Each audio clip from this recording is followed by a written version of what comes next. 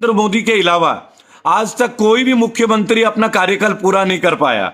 अब मुझे लगता है कि मोदी जी करने नहीं देते हैं। ये मोदी जी का एक फ्लॉप तरीका है पॉलिटिक्स करने का, अत्यंत ही फ्लॉप बीजेपी का, कि जब उनका कोई काम नहीं होता है ना, वो मुख्यमंत्री बदल देते हैं।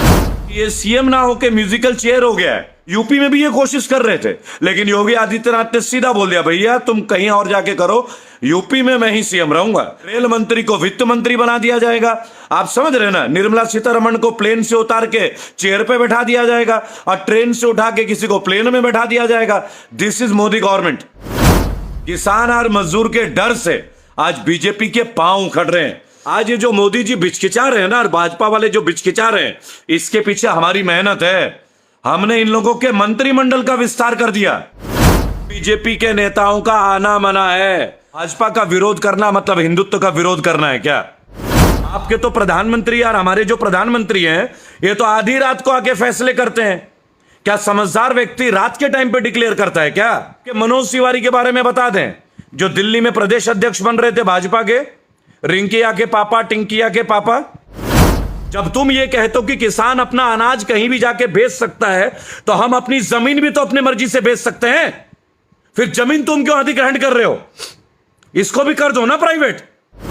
किसान नेता होंगे, ये नहीं कि किसान का बेटा भी नेता, उसका बाप भी नेता, उसका पोता भी नेता। आजकल नेपोटिज्म हर जगह छा गया है। फिल्म इंडस्ट्री से लेके, किसान यूनियन से लेके, हर जगह बाप दादा पोता यही लोग बनते हैं। कोई नए आदमी को बनने नहीं देते हैं। इस बार इनको भी उतारेंगे। तैयारी शुरू हो चुकी है दोस्तों, बड़े पैमाने पे, बहुत बड़े पैमाने पे। इस देश में ना, इस परिवारवाद को अब हम खत्म करेंगे। में भी ये मां बहन की गालियां लिखते हैं, और ऐसे लोगों के सरदार को हमने देश का प्रधानमंत्री बना रखा है। रानी को बेच दो, जर्मनी को बेच दो, अरे सब बेच दो। बेचते बेचते ना ये अपनी जुबान बेच देंगे। अब मोदी जी उतरेंगे ब्रांड न्यू कुर्ता पहन के। दोस्तों, हम देवभूमि को पुनः देवभूमि बनाएंगे। हम देश को सोने की चिड़िया बनाएंगे। मेरी तरह 10 लाख का सूट और 5 लाख का कलम लेके घूमने वाला आदमी नहीं हूं। आज गुजरात में एक नया सीएम बदला है ना, हम इस देश का पीएम बदलेंगे। जय हिंद, जय भारत। मैं रेबल सदानंद पति दोस्तों, और पहले बात तो माफ़ी चाहूँगा आप लोगों से। लगातार मैं लाइव नहीं हो पा रहा हूँ, ये आप भी जानते हैं। मैं थोड़ा मेडिकल ट्रीटमेंट के लिए हूँ इस वक्त, क्योंकि देवभूमि उत्तराखंड में बहुत ज़्यादा भीग गया था दोस्तों। बहुत ज़्यादा मौसम में परेशानी थी, कल भी आपने देखा होगा। और भीषण बारिश, और बल्कि दिल्ली एनसीआर में भी भीषण बारिश हो रही है। और ये बारिश पता नहीं क्या क्या और करवाएगी। और फिलहाल केवल एक छोटी सी बात है। गौरव भारती जी नमस्कार, सुमित जी नमस्कार, नवीन पुनिया नमस्कार, मोहम्मद सरफराज आलम नमस्कार। आइए आप लोग जुड़िए लाइव सेशन में। संदीप पटेल भाई नमस्कार, और सूरज ठाकुर नमस्कार, सरोज ठाकुर, मामदेव सिंह नमस्कार। नवीन पुनिया जी, तबीयत मेरी अभी थोड़ी सी ठीक हो रही है। आइए आप लोग लाइव में आइए दोस्तों, थोड़ा लाइव में आएंगे तो बात करेंगे। जावेद जी नमस्कार। और आप तबीयत के बारे में मेरी आंखें देख के आप अंदाज़ा लगा सकते हैं कि मेरी तबीयत अभी कैसे होगी। और बहुत ज़्यादा असर रहा है, क्योंकि कंटिन्यूस सर में दर्द रहा है मेरे को। बुखार बहुत तेज़ रही है दोस्तों। जय हो दोस्तों। मोहम्मद सरफराज भाई जय हो। कमल जी नमस्कार। आइए आज एक और राज्य के मुख्यमंत्री बदल दिए गए हैं, तो आना ही पड़ा। तबीयत अलाउ नहीं कर रही थी, लेकिन अगर आप लोगों से बात ना करें, संडे का दिन है, तो कैसे चलेगा दोस्तों? ये एक अधिकार है आप लोगों का भी मेरे ऊपर। जहाँ तक मैं समझता हूँ आप लोग नाराज़ भी होंगे थोड़े, क्योंकि मैं लाइव नहीं आ पा रहा था। तबीयत ठीक नहीं है उतनी, लेकिन अभी रिकवरी कर रहा हूँ। लेकिन गुजरात में मैंने अभी डिक्लेयर किया था कि 14 तारीख, 15 तारीख और 16 तारीख मैं अहमदाबाद आऊँगा। लेकिन दोस्तों, मेरे डॉक्टर ने स्ट्रिक्टली मना किया है मेरे को अभी, कि एटलीस्ट 1 हफ्ते का मिनिमम रेस्ट पीरियड के लिए मेरे को बोला है। हेमोग्लोबिन की थोड़ी कमी हुई है, खून की। आप जानते हैं दोस्तों, जब पत्रकारिता करते हैं तो भूख प्यास नाम की चीज़ खत्म हो जाती है। जब हम लोगों को देखते हैं, उनके कष्टों को देखते हैं, तो शायद ये लगता है कि हमसे खराब स्थिति में बहुत सारे लोग हैं। लेकिन दोस्तों, गुजरात का एक चर्चा आज आप लोगों के साथ। अभी तो उत्तराखंड में आपने डबल इंजन की सरकार देखी थी, 3 मुख्यमंत्री बदल गए। पहले त्रिवेंद्र सिंह रावत, फिर तीरथ सिंह रावत, अब पुष्कर सिंह धामी, और अब दोस्तों गुजरात में एक नया रिकॉर्ड बना है। आप जानते हैं गुजरात में नरेंद्र मोदी के अलावा आज तक कोई भी मुख्यमंत्री अपना कार्यकाल पूरा नहीं कर पाया। अब मुझे लगता है कि मोदी जी करने नहीं देते हैं, ये मेरा ख्याल है। वैसे आप भी इसको रियलाइज करेंगे, गुजरात में नरेंद्र मोदी जी के अलावा आज तक कोई एक मुख्यमंत्री नहीं बना है जिसने मुख्यमंत्री का काल पूरा किया हो। केशुभाई पटेल 2001 में हटा दिए गए थे, वो 4 साल के मुख्यमंत्री बने थे दोस्तों। अब घाटलोदिया सीट से जो पटेल जी हैं उनको गुजरात का नया मुख्यमंत्री किया जा रहा है। ये पता है बीजेपी की स्ट्रैटेजी है, मैं आपको बताऊं। हर जगह में बीजेपी क्या करती है, जैसे विजय रूपाणी को हटा के अब भूपेंद्र पटेल को बना दिया गया मुख्यमंत्री, और मुख्यमंत्री बना दिया गया गुजरात का। मतलब आदमी नया कपड़े पुराने, आप समझ रहे ना। और अब ढेर सारी घोषणाएं, ये जो भूपेंद्र पटेल जी हैं ये ढेर सारी घोषणाएं करेंगे दोस्तों। मैं पहले ही बता रहा हूं क्योंकि मैंने उत्तराखंड में भी बोला था, पुष्कर सिंह धामी मुख्यमंत्री बनने से पहले, जिस दिन मुख्यमंत्री बने अगले दिन 1,500 बोर्ड लग गए अकेले देहरादून में। आप समझिएगा दोस्तों, 1,500 बोर्ड, और उसमें कहीं पे आंगनवाड़ी के लिए, कहीं कोविड वर्कर्स के लिए, कहीं पेंशन के लिए, कहीं मजदूरों के लिए, कहीं मलिन वस्तु के लिए, सब कुछ। और अब आप देखिएगा भूपेंद्र पटेल जो कि नए नए मुख्यमंत्री बना दिए गए गुजरात का, अब अंधाधुंध धुआंधार पोस्टर लगेंगे गुजरात में। ये वाला माफ, ये वाला टैक्स माफ, बिजनेस के लिए ये माफ, कोविड वर्कर के लिए ये वो, फलाना ढीका भर देंगे। ये मोदी जी का एक फ्लॉप तरीका है पॉलिटिक्स करने का, अत्यंत फ्लॉप, अत्यंत निम्न स्तर का राजनीति है मोदी जी का एवं बीजेपी का, कि जब उनका कोई काम नहीं होता है ना वो मुख्यमंत्री बदल देते हैं। एक्चुअली एक बात सच है, माननीय मोदी जी ने कहा था ना दोस्तों 2 करोड़ रोजगार देंगे। 2 करोड़ छोड़िए, 14 करोड़ रोजगार वो छीन चुके। इनके पास केवल एक रोजगार है, सीएम की कुर्सी, चीफ मिनिस्टर। अगर हम देखें ना दोस्तों, ममता बनर्जी ने अभी एक टिप्पणी की है बहुत भयंकर वाली कि ये सीएम ना होके म्यूजिकल चेयर हो गया है, सीएम म्यूजिकल चेयर। आप समझ रहे ना, जहां जहां भाजपा का शासन है वहां वहां मुख्यमंत्री बदल रहे हैं। अब आप देखिएगा हरियाणा में भी मुख्यमंत्री बदले जाएंगे थोड़े दिन बाद। क्यों? क्योंकि अभी मनोहर लाल खट्टर ने किसानों पे लठ बजवा दिए दोस्तों। अब एक नया आएगा सीएम, नया फ्लेवर, जैसे बोलते हैं ना मैगी नया flavour, masala flavour, hot flavour, soup flavour. बिल्कुल ही इनका एक नया नौटंकी है। मैं आपको बताऊं बीजेपी के पास काम तो कुछ करना नहीं है, इनको कुछ भी नहीं करना है। यूपी में भी ये कोशिश कर रहे थे, लेकिन योगी आदित्यनाथ ने सीधा बोल दिया भैया तुम कहीं और जाके करो, यूपी में मैं ही सीएम रहूंगा। योगी आदित्यनाथ जी को हटाने की पूरी प्लानिंग थी, मोदी जी का, अमित शाह का और क्या नाम है बाकी लोगों का। लेकिन संघ के लोगों ने बोला नहीं जी, योगी जी के साथ हम खड़े हैं। और योगी जी ने बोला भैया कहीं और जाके अपना ट्राई मारो, ये गुजरात नहीं है, उत्तर प्रदेश में तो मैं ही रहूंगा और पूरा कार्यकाल पूरा करूंगा।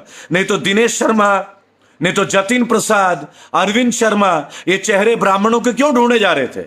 अचानक से मोदी जी को ब्राह्मण चाहिए। अब मोदी जी को अचानक से भूपेंद्र पटेल पे, क्यों आपको पता है पटेल अब नाराज है गुजरात में बहुत बड़े पैमाने पे। तो अब एक नया सीन है, मुख्यमंत्री कौन? ये बीजेपी का नया कैंपेन। ये कुछ नहीं कर सकते दोस्तों, मैं आपको बताऊं, ये मुख्यमंत्री बदलेंगे, मंत्रिमंडल का विस्तार करेंगे। कभी डिफेंस मिनिस्टर को अर्थ मिनिस्ट्री ऑफ फाइनेंस दे देंगे, रेल मंत्री को वित्त मंत्री बना दिया जाएगा। आप समझ रहे ना, निर्मला सीतारमण को प्लेन से उतार के चेयर पे बैठा दिया जाएगा और ट्रेन से उठा के किसी को प्लेन में बैठा दिया जाएगा। This is Modi government, nothing else. कुछ भी नहीं है इनके पास, ना एजुकेशन है, ना मिशन है, ना विजन है, ना देश के लिए कोई प्लान है। जुमलों की भरपूर कमी हो चुकी है, अब इनके जुमले भी फेल हो गए।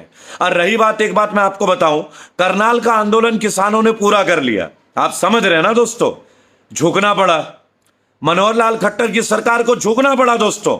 आखिरकार क्यों झुकना पड़ा? मैं आज आपको एक बात बता रहा हूं, एकता। ये जो किसानों ने एकता दिखाई ना सचिवालय घेर के, ये एकता ही बहुत सारा काम आएगा, मैं आपको बताऊं। और देखिए दोस्तों, मैं आपको एक बात बता रहा हूं, बहुत सारे पॉलिटिकल पार्टी हैं अपने अपनी रोटी सेकने आ जा रहे हैं कि हमारे डर से मोदी जी, हमारे डर से। एक्चुअल बात मैं आपको बता दे रहा हूं, कुछ नहीं है। ये सब किसान और मजदूर के डर से आज बीजेपी के पांव उखड़ रहे हैं। बीजेपी के नेता अपने गांव नहीं जा पा रहे हैं, मैं आपको बताऊं, घबरा रहे हैं। अरे और तो और अपने ससुराल नहीं जा पा रहे हैं कि ससुराल वाले ना हल्ला बोल मचा दे कि क्या मचा रखा है तुम लोगों ने, किसानों को तंग करते हो, मजदूरों को तंग करते हो, छात्रों को तंग करते हो, सेंट्रल मिलिट्री फोर्सेस को तंग करते हो, गवर्नमेंट एम्प्लॉइज को तंग करते हो, एलआईसी के कर्मचारियों को परेशान करते हो, रेलवे एम्प्लॉइज को परेशान करते हो। और एक अच्छी खबर बता दूं, भारत में एक और कंपनी ने अपना काम धंधा बंद कर दिया, वो है फोर्ड मोटर्स। यही होगा जब से हमारे देश में यशस्वी प्रधानमंत्री आए हैं ना, हर कंपनी देश छोड़ के जाने के लिए तैयार है। लेकिन नहीं, अब तो मंगल ग्रह से आएंगे कंपनी वाले हमारे देश में और इंडिया में आके इन्वेस्टमेंट करेंगे, क्योंकि मोदी जी का संपर्क जो है ना, वो ईटी यानी कि एक्स्ट्रा टेरिटोरियल के साथ भी है, एलियंस के साथ। कोई बड़ी बात थोड़ी है। इनके जो प्लान्स हैं, बुलेट ट्रेन, इनके जो प्लान्स हैं, नदियों में जहाज चला देना, देश को कनेक्ट कर देना। अरे यार, आपने कोविड के दौरान कोरोना में ऐसे ट्रेन चलाए, बंगाल जाने के बदले ट्रेन गोवा पहुंच गया, वो देश भूलेगा नहीं, पहली बात। और एक छोटी सी बात है दोस्तों, आज आप लोगों के बीच में लाने का, कि गुजरात में एक नया सीएम बदल गया, भूपेंद्र पटेल नए सीएम। विजय रूपाणी जी गए, उनका टिकट कट गया एंड टाइम पे, क्योंकि अगले साल गुजरात में भी चुनाव है। और मैं आपको क्या बोल रहा था दोस्तों, कि गुजरात में मैं परिवर्तन लेके आऊंगा, रेबल फाउंडेशन परिवर्तन लेके आएगा। कारण है दोस्तों, हम गुजरात जाते रहते हैं लगातार। आपने मेरे को अहमदाबाद में कई सारी चीज देखा होगा। ये देखिए, बीजेपी आईटी सेल वाले शुरू हो गए, इनके पेट में दर्द हो गया। भैया एक काम करो, खूब गाली दो मुझे, क्योंकि मेरे पेज में आने का मतलब एक बात साबित करता है कि हम में दम है। हर उस व्यक्ति में दम है जो भाजपा का विरोध करता है। सुनिए, भाजपा का विरोध तब होकर रहेगा, बहुत बड़े पैमाने पे होगा। आपको हम फ्री कर देंगे इस बार। आप लोगों ने बड़ी मेहनत की ना पाटीदार समुदाय को पटाने के लिए। भाभी भूपेंद्र पटेल को सीएम बना दिया गया गुजरात में, ठीक है जी। तो आप देखिएगा हरियाणा में क्या होगा। हरियाणा में बहुत जल्दी एक जाट नेता को सीएम बना दिया जाएगा। ये दोस्तों मैं पहले ही बोल रहा हूं। आपको याद होगा दोस्तों, एक साल पहले मैंने बोला था भारत में हवा बेची जाएगी। आप में से बहुत लोग गवाह हैं इसका। ऑक्सीजन सिलेंडर ब्लैक में बिकी, बराबर। आप देखिए, पाटीदार समुदाय को सुलझाने के लिए नरेंद्र मोदी जी ने विजय रूपाणी को हटा के भूपेंद्र पटेल को सीएम बना दिया। अब हरियाणा में यही होगा। जाट तो नाराज हैं पूरी तरह से, इधर पश्चिमी उत्तर प्रदेश के जाट पूरी तरह से नाराज हैं। आप जानते हैं अच्छी तरह से, चौधरी अजीत सिंह का जो बेल्ट है, चरण सिंह का जो बेल्ट है, वहां तो इनको घुसने के लिए परमिशन ही नहीं है। इन्होंने जयंत चौधरी पे हाथ उठवाया, लठ बजवाए हाथरस में योगी जी की सरकार ने। तो क्या जाट भाई लोग, गुजर भाई लोग ये भूल जाएंगे कि माननीय प्रधानमंत्री के दिवंगत प्रधानमंत्री के पोते को लाठियां भांजी गई, एक निर्दोष, एक निहत्थे नेता को। और ऐसे Samajwadi party, Congress party, Bahujan Samaj party के जितने भी कार्यकर्ता हैं, सबको पिछले एक साल में बढ़िया से मार लगाई गई है। तो क्या ये छात्र संघ के नेता भूल जाएंगे? कोई नहीं भूलेगा। सवाल हिंदू मुसलमान का नहीं है दोस्तों, सवाल इस पार्टी का अत्याचार का है, मोनोपॉली का है। और मोनोपॉली हम नहीं होने देंगे, नहीं होने देंगे। ये हमारा वादा है आपसे। अभी आप देखिए, गुजरात में पाटीदार समुदाय को पटाने के लिए विजय रूपाणी को बोलेगा भैया तुम वीजा लेके फ्री हो जाओ, और भूपेंद्र पटेल को दे दिया गया। घाटलोदिया सीट से ये विधायक थे, अब इनको बना दिया गया सीएम। अब हरियाणा में क्या होगा? इतने सारे जो जाट नाराज है, हरियाणा तो जाट लैंड है। अब ठीक जब हरियाणा में चुनाव होने वाले होंगे ना, उसके 8 महीने पहले मनोहर लाल खट्टर को छुट्टी, किसी राज्य का गवर्नर बना दिया जाएगा और किसी जाट नेता को सीएम की कुर्सी दे दी जाएगी। यह आपको मैं पहले डिक्लेयर कर रहा हूं। यह है बीजेपी की राजनीति। मैं वैसे आपको एक बात और बता दूं, बीजेपी के बहुत सारे कद्दावर नेता बीजेपी को छोड़ने के कतार में हैं। देवभूमि में उत्तराखंड में शुरुआत हो चुकी है, उनको पता है अब दाल रोटी गलेगी नहीं, अब अपने क्षेत्र में आप चेहरा दिखाने लायक रहेंगे नहीं, यह भी मैं बता दूं। लेकिन गुजरात एक बहुत बड़े परिवर्तन के लिए तैयार हो चुका है, ठीक उसी तरह जैसा संपूर्ण भारत एक तैयारी और परिवर्तन के लिए अग्रसर है। और दोस्तों, थोड़ी हमारी वीडियो को शेयर करने में मदद कीजिएगा। कारण क्या है, आज ये जो मोदी जी बिचकिचा रहे हैं ना, और भाजपा वाले जो बिचकिचा रहे हैं, इसके पीछे हमारी मेहनत है। हमने इन लोगों के मंत्रिमंडल का विस्तार कर दिया। आप सोचिए, आज हम लोगों के चर्चे इनके कैबिनेट मीटिंग्स में होती है, इंटरनल मीटिंग में होती है। मेरे लाइव जब रोक देने का प्रयास किया जाता है और ये जो बीजेपी आईटी सेल पूरे लग जाते हैं, इसके पीछे एक कारण है, क्योंकि हमने आज तक कभी किसी को गाली गलौज नहीं दिया दोस्तों, आप देखते होंगे। और जो मेरे प्रशंसक है करोड़ों तौर पे, उन्होंने आज तक कभी गाली गलौज नहीं किया, कभी भी। और ना ही हमने संस्कार छोड़ के कोई बात की है। लेकिन रेबल सदानंद पति आप लोगों से ये वादा करता है दोस्तों, इस बार मिशन 2022 में हम भाजपा को हर तरफ पटक देंगे, चारों खाने चित कर देंगे हम, चारों खाने। और मैं आपको एक बात बता दूं, कई सारे युवा साथी मेरे से मिलने आए। अब देखिए समीर जी लिखते हैं हिंदू मुसलमान। समीर जी आप वहीं के वहीं रहे, अनपढ़ जाहिल, आपको हर बात पे हिंदू मुसलमान दिखता है। आप पता है किन लोगों में समीर जी, होटल में जाके खाना खा लोगे, है ना, और आप मुसलमानों के साथ ही बैठते हो, लेकिन इस पेज में आके आप ये दिखाते हो कि हिंदू होने का मतलब होता है किसी से नफरत करना। अरे गलत हिंदुत्ववाद मत फैलाओ। हम हिंदू हैं, हिंदू, और हिंदू का दिल और हृदय विशालकाय होता है, हिम्मत की परिकाष्ठा होती है हमारी, बलिदान देने वाले हिंदू हैं हम। और एक बात सुन लीजिएगा, अगर हम हिंदुओं के साथ कोई ठगे ना, आपको एक बात बता दूं, मोदी जी से हमारा विचार क्यों नहीं मिलता। अगर कोई चोर हमारे साथ चोरी कर लेता प्रॉब्लम नहीं थी। हमने 2013-14 में मोदी जी को सपोर्ट किया, मुसलमानों ने भी सपोर्ट किया, ट्रिपल तलाक में भी सपोर्ट किया, लेकिन क्या क्या मोदी जी ने हम सबको छल दिया, सरकारी कंपनी बेच दी, नौकरियां खत्म कर दी, नौकरी से लोगों को बिना कारण निकाल दिया। आज जिनके बच्चे 12वीं में पढ़ रहे थे, आज वो दर दर के ठोकरे खा रहे हैं। कोविड में लोगों को लठ बजा दी, लोगों पे चालान हाजिर कर दिए, कभी फास्ट टैग, कभी ये टैग, कभी जीएसटी, कभी डीमोनेटाइजेशन। किया क्या मोदी जी ने? कौन सी डिग्री ली है मोदी जी ने, बता दीजिए। कौन सा काला धन ले आए? कौन से युवाओं को मौका दे दिया आपने? आपने किस युवा को मौका दिया आज तक? एक आध युवा का नाम तो बताइए, पता चलेगा आपने किया किसके लिए।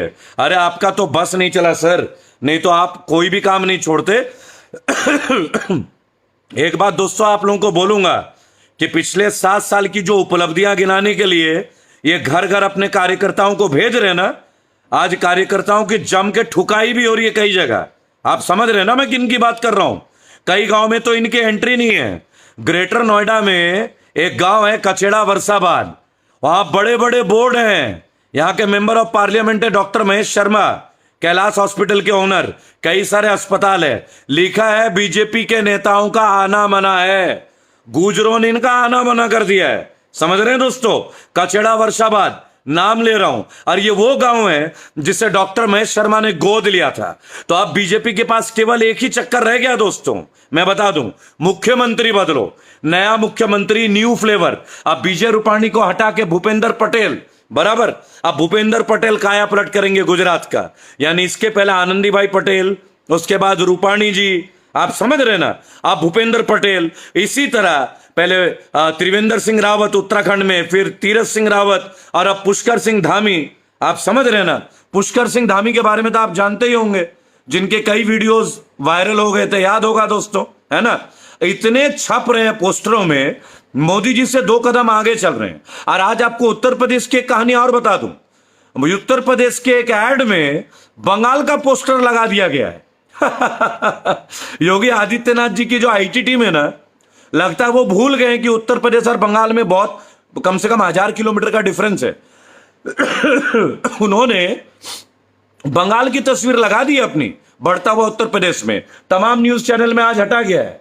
आप सोचिए, इनके पास अपने पोस्टर तक अपनी क्वालिटी के नहीं है। जब भी पोस्टर बनेंगे ना इस बार चुनाव में, तो इस बार चुनाव में और भी कुछ चीजें आएंगी दोस्तों, ये मैं आपको बता देना चाहूंगा, और बहुत बड़े पैमाने पर आएंगी, ऐसा नहीं है। लेकिन मैं एक बात आपको बोलूंगा, हम में से एक बहुत बड़ा जो रेशियो है और अभी भी अंधभक्ति से बाहर नहीं आ रहा है। अब देखिए, एक व्यक्ति है यहाँ पे अलोन रॉक, ये मुझे गाली लिख रहे हैं। अब एक बात सोचिए, गाली लिखने का क्या पता चलता है? आप मुझे एक बात बताएं। और हिंदू होने के एक भाई लिखते हैं कि पता चल गया क्या आप हिंदू हैं या नहीं है, क्या है या नहीं है। तो मैं एक बात पूछूंगा, भाजपा का विरोध करना मतलब हिंदुत्व का विरोध करना है क्या? है भाजपा का विरोध करना हिंदुत्व का विरोध करना है? अरे कौन से स्कूल से पढ़े हो जाहिलो? कम से कम पढ़ लिख लेते हैं। जरा बता तो दो, तुम्हारे जो भाजपा के नेता हैं इनमें से कौन आश्रम में पढ़ के आया है? बता सकते हो? अनुराग ठाकुर आश्रम में पढ़ के आया है, गुरुकुल का छात्र है अनुराग ठाकुर। निर्मला सीतारमण आश्रम में पढ़ के आई है? रामचरितमानस जानती है? 2-4 श्लोक का कंपटीशन हो जाए निर्मला सीतारमण के साथ, अनुराग ठाकुर के साथ चर्चा कर लें, और छोड़ो वो जो गोबर पात्रा है उसके साथ हो जाए, एक बहस हो जाए, है हिम्मत? अरे जगह चुन लो, विषय तुम चुन लो, हम डिबेट कर लेंगे। क्योंकि जो ज्ञान हमने अर्जित की है ना, ये बड़ी मेहनत करके की है मेरे दोस्तों। पढ़ा है हमने। डॉक्टर भगवत स्वरूप गोयल का छात्र हूं मैं, गूगल करके देख लेना। यूनिवर्सिटी टॉपर रहा हूं। ऐसी पढ़ाई लिखाई नहीं कर दी है दोस्तों। आप लोग गाली लिखते हैं, इससे यह पता चलता है कि आपकी शिक्षा का स्तर क्या है। लड़ने की हिम्मत हो ना तो विषय पे चर्चा करके लड़ो ना। चलो मैं एक बात बोलता हूं, मोदी जी की 10 उपलब्धि तुम गिनाओ, मोदी जी की 5 उपलब्धियां मैं गिना दूंगा। चैलेंज पूरे देश के सामने। और ऐसी ऐसी उपलब्धियां गिना दूंगा ना कि तुम्हारे घर वाले भी मुझे अपने घर में चाय पिलाने के लिए बुलाएंगे कि नहीं, रेबेल ने जो बोला वो सही बोला। मोदी जी के 10 उपलब्धियां पिछले 7 साल में चैलेंजर रेबेल का जगह चुनेंगे। लेकिन शर्त एक है, या तो राजनाथ सिंह जी आएंगे उस आर्गुमेंट में, या निर्मला सीतारमण, या अनुराग ठाकुर, या गोबर पात्रा, जो सा भी चाहो नाम चुन लो अकेला।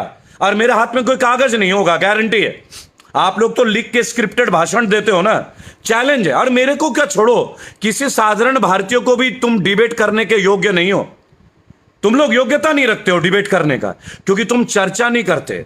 मोदी जी आधी रात को आके फैसला सुनाते हैं। आपको एक बात बताएं मेरे भाइयों, जितने भी हिंदुत्व के गलत कीड़े दिखाते हो, हिंदुओं में रात के फैसले को निशाचर बताया जाता है। रात को कौन भ्रमण करता है, बताना जरा। अरे हम सूर्य के साथ उगते हैं, तो दिन की शुरुआत अच्छे फैसलों से होनी चाहिए। आपके तो प्रधानमंत्री और हमारे जो प्रधानमंत्री हैं, ये तो आधी रात को आके फैसले करते हैं। क्या समझदार व्यक्ति रात के टाइम पे डिक्लेयर करता है क्या? इसे हिंदुत्व बोलेंगे आप? कंपेयर कीजिए हिंदुत्व को अपने एक्शनों में, अपने हरकतों में हिंदुत्व को अगर अटैच करोगे, आप परेशान हो जाओगे। अमित मिश्रा जी मुझे लिखते हैं, तुम बोलते बहुत हो, तुम्हें सुनने किसने बोला है? हटो पेज से यार। कौन सा हमने तुम्हें इन्विटेशन दे दिया है? एक अलोन रॉ के देखिए लगातार गाली लिख रहे हैं। एक छोटा सा चर्चा करने के लिए हिम्मत है? बोलो पेट्रोल पे चर्चा कर सकते हैं कि पेट्रोल महंगा ऑयल बॉन्ड की वजह से है। चलो तो जरा तुम निर्मला सीतारमण को बुलाओ एक बार यार, जो ये कहता है कि मनमोहन सिंह के ऑयल बॉन्ड की वजह से पेट्रोल महंगा है। आओ चर्चा करोगे। मेरे पास भी आरटीआई के डॉक्यूमेंट है, मिनिस्ट्री ऑफ पेट्रोलियम के डिटेल्स आपको शेयर करेंगे दोस्तों। हिम्मत है डिबेट करने का? अरे चलो वो युवा है ना अनुराग ठाकुर, अनुराग ठाकुर को ही बुला लो ना कहीं पे, हैं? बता दें हिमाचल में क्रिकेट स्टेडियम में कितने का घोटाला हुआ था, बता दें किस किस के ऊपर उसका जुर्म है, बता दें। या आपके मनोज तिवारी के बारे में बता दें, जो दिल्ली में प्रदेश अध्यक्ष बन रहे थे भाजपा के, रिंकिया के पापा, टिंकिया के पापा, हैं? या हेमा मालिनी जी से डिबेट कराओगे? कैंट का पानी सबसे शुद्ध पानी, या हंसराज हंस से कराओगे? गजल सिंगर से या सनी देओल से कराओगे? अरे गौतम गंभीर से भी डिबेट कर लेंगे हम। हालांकि गौतम गंभीर एक अच्छे व्यक्ति हैं, उन्होंने काम किया है, इसलिए मैं उनके लिए कोई टिप्पणी नहीं करूंगा। लेकिन मैं ये कहता हूं, कोई मंच है तुम्हारे पास जहां हम साधारण भारतीय तुम्हारे साथ एक डिबेट कर सकें? चलो तो भाजपा के मुख्यालय में बुलाने की हिम्मत है? आदमी तुम्हारे, हम केवल 5 आदमी आएंगे, 5, 2 लेडीज और 3 पुरुष, और आप अपने 100 लोग बैठा लो। चैलेंज है। आप अपने टॉप मिनिस्टर बैठा लो, अपना टॉप थिंक टैंक और अपने आईटी सेल को भी बैठा लो। अरे हम साधारण भारतीयों के 2 सवाल ना आप टिक नहीं पाएंगे।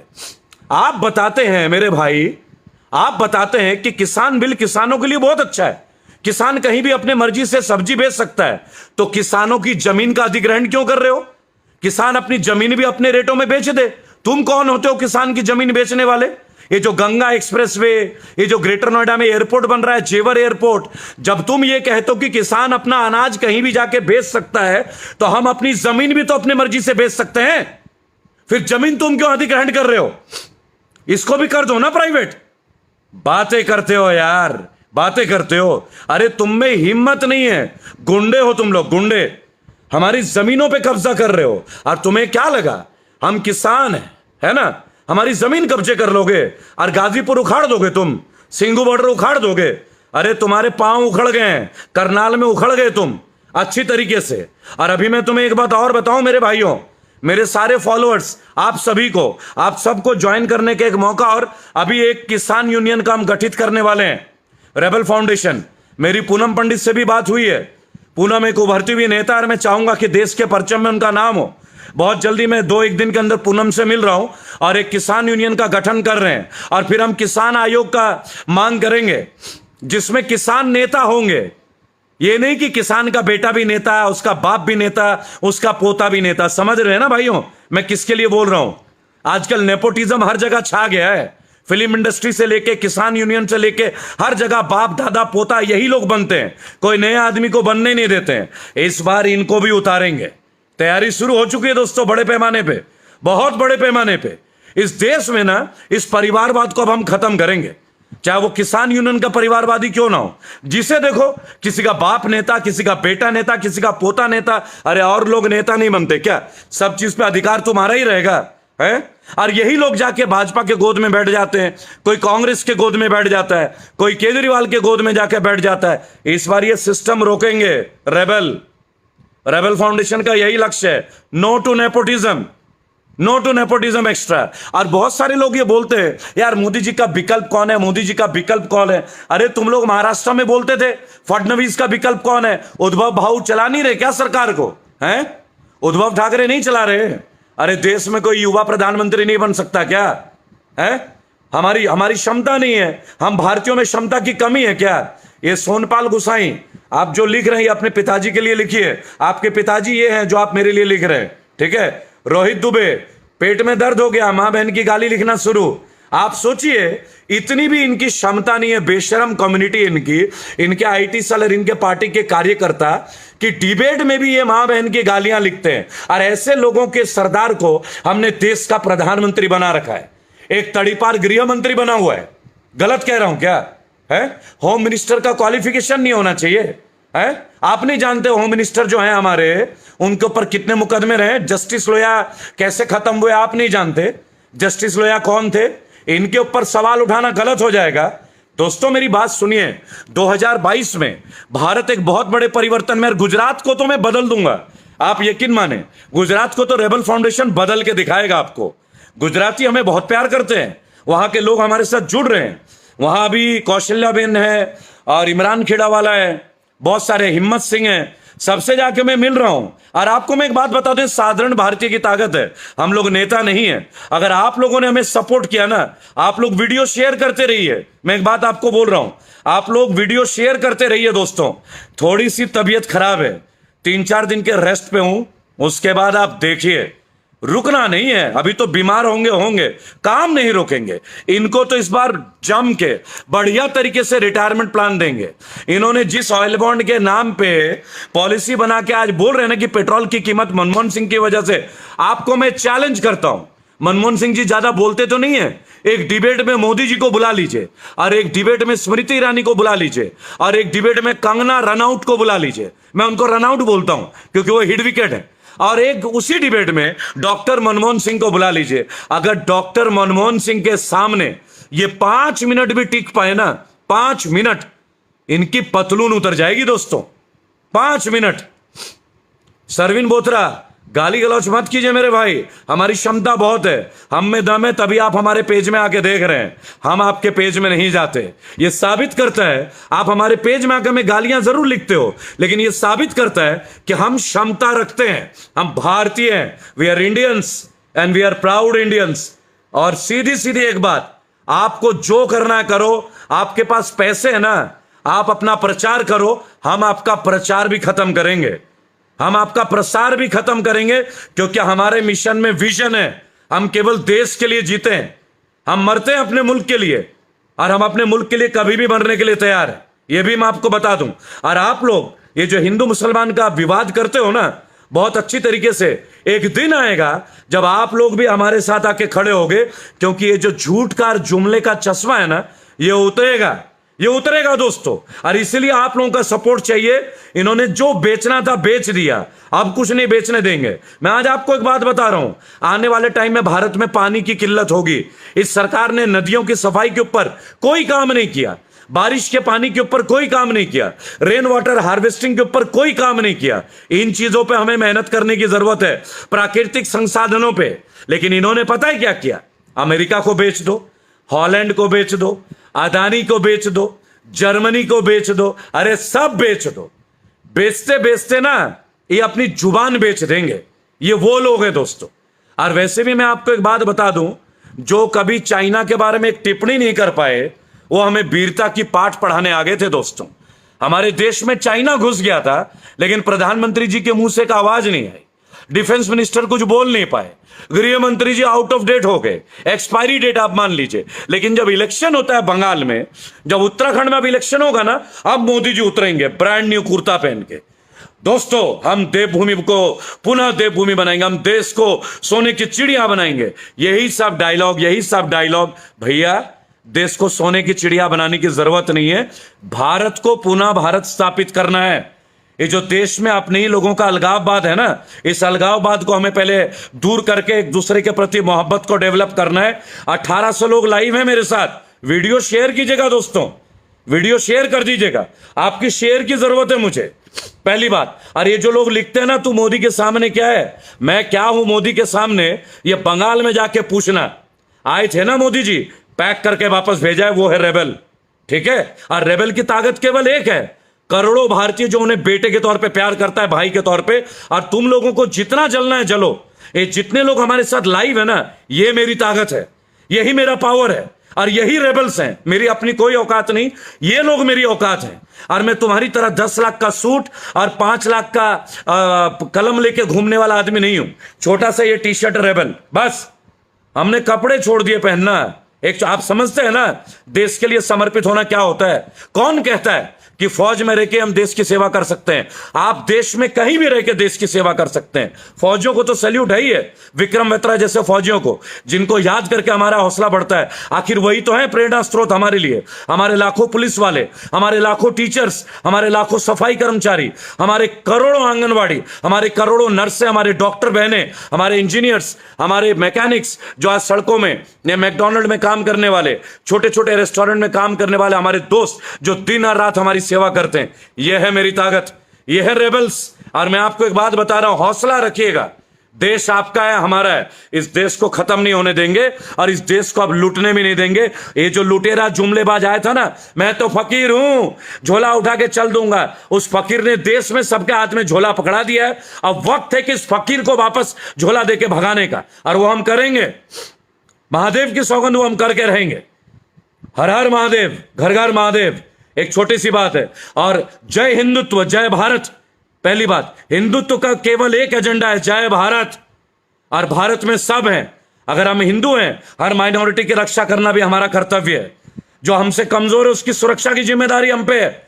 आज किसी एक पॉलिटिकल पार्टी की वजह से हमारे देश के बहुत सारे लोग, बहुत सारे कम्युनिटी, क्रिश्चियंस, जैन, बौद्ध, हमारे अल्पसंख्यक लोग, इनको जो घबराहट है, इस डर को भी हम दूर करेंगे। ये सब हमारी ताकत बनेंगे। दोस्तों, साथ रहिएगा। आज गुजरात में एक नया सीएम बदला है ना, हम इस देश का पीएम बदलेंगे। अगर आप साथ देंगे, इस वीडियो को जरूर शेयर कीजिएगा। जय हिंद, जय भारत। तबीयत खराब थी, दुआ कीजिएगा, प्रार्थना कीजिएगा। आप लोगों का आशीर्वाद की मुझे जरूरत है, जरूरत है। अभी मैं मांग के आशीर्वाद लेता हूं आपसे, मेरा अधिकार है आप पे, मुझे, मेरा अधिकार है आपके ऊपर। मैं मानता हूं आप मेरा परिवार है, आप लोग मेरे परिवार है। जितने लोग लगातार 1800 लोग लाइव है जो मुझे देख रहे हैं, इससे मुझे गर्वित महसूस करता हूं मैं कि कहीं ना कहीं मेरा मेहनत रंग ला रहा है। कहीं ना कहीं जब जाता हूं, लोग मेरे साथ आके एक सेल्फी लेते हैं, तो आप लोगों का आशीर्वाद है उस सेल्फी में। उस सेल्फी की बात नहीं है, बात है आप लोगों की हिम्मत की, संकल्प की, जो एक विचारधारा मिलकर देश में हम एक साथ हैं। इन्होंने पेट्रोल से लेकर हर चीज महंगा किया है ना, हम इन्हें देश से छुटकारा वापस भेजेंगे, दोबारा इन्हें सत्ता पे आने नहीं देंगे कभी। जय हिंद, जय भारत, जय भारत। वीडियो को जरूर शेयर कीजिएगा दोस्तों। तहे दिल से मेरा प्रणाम, मेरा अभिवादन स्वीकार कीजिएगा। छोटों को मेरा प्यार, बड़ों को मेरा प्रणाम।